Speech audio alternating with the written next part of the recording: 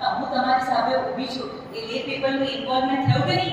આલ્સોએ ફાધરો સિસ્ટરોએ એક મેરિડ લગ્ન કરેલી વ્યક્તિને અહીંયા ઊભી કરી દીધી પ્રભુના વચન માટે.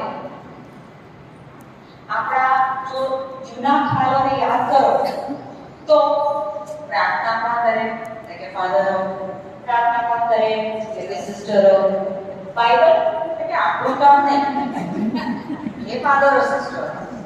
પછી ઘરમાં કંઈક વસ્તુ તકલીફ હોય મદદ મારા ઘરે પ્રાર્થના કરવા આવજો. બરાબર? મારી બહેનો, આજે ખરેખર બહુ સારો સમય છે. પ્રભુ તને ડાયરેક્ટ કહી રહ્યા છે કે ઊભા થઈ જાઓ.